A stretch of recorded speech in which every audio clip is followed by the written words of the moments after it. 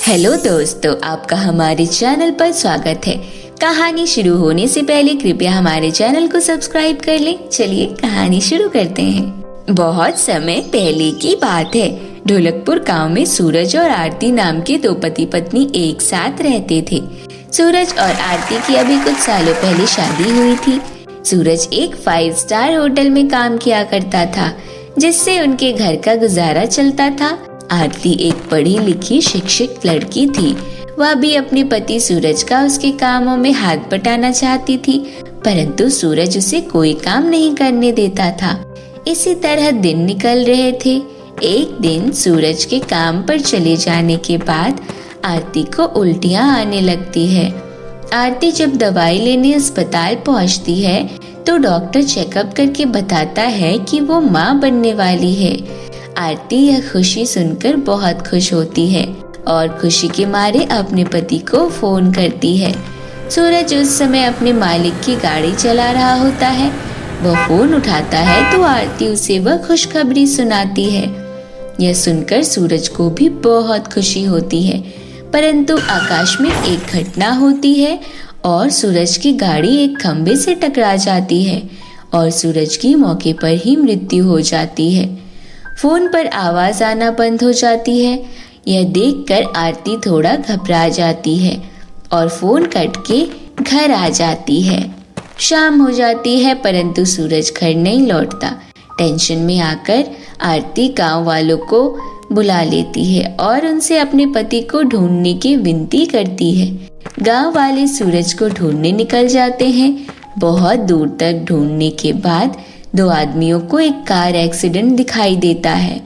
पास जाकर वे देखते हैं कि सूरज तो वहां मृत अवस्था में पड़ा हुआ था। वह आदमी सूरज के शव को उसके घर पहुंचा देते हैं और सारी खबर आरती को देते हैं। आरती अपने पति का मृत शरीर देखकर बहुत दुखी होती है और तेज तेज रोती है।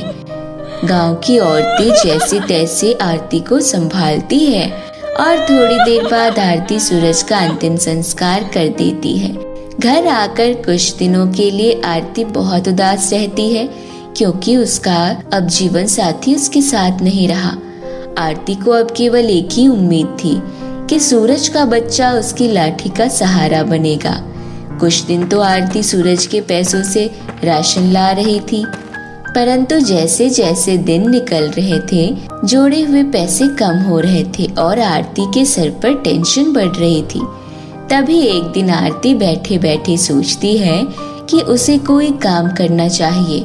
जैसे जैसे दिन निकल रहे थे आरती का गर्व भी बढ़ रहा था और अब उसका पेट बाहर निकल रहा था।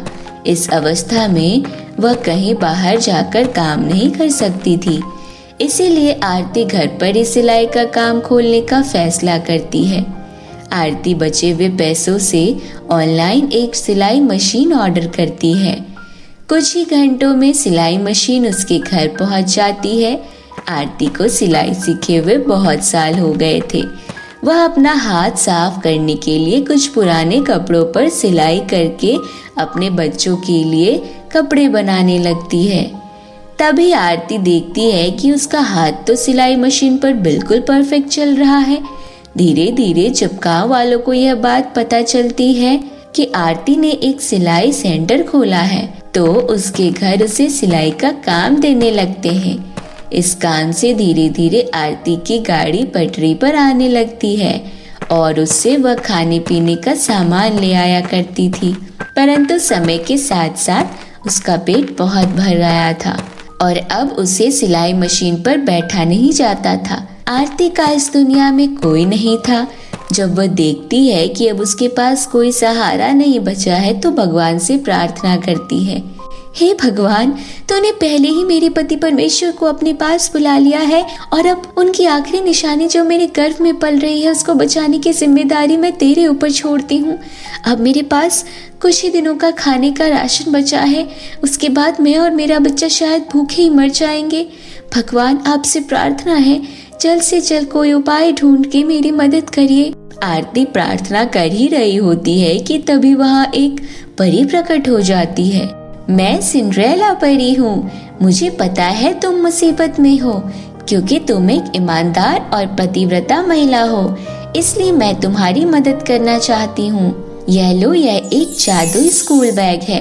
इस स्कूल बैग से तुम जो कुछ भी काम कहोगी, यह तुम्हारे सभी काम चुटकियों में कर देगा। साथ ही साथ इस स्कूल बैग की मदद से तुम्हें अच्छे अच्छे लहंगे, डिजाइनर सूट और भी तरह तरह के ड्रेसेस मिल जाया करेंगे। जब तक तुम गर्भावस्था में हो, यह जादुई स्कूल बैग तुम्हें भरपूर मात्रा में खाना भी देगा और इससे तुम्हारे और तुम्हारे बच्चे के स्वास्थ्य पर कोई असर नहीं पड़ेगा। परी जी, मैं आपका दिल से धन्यवाद करती हूँ जो आप मेरी मदद करने के लिए यहाँ प्रकट हुई।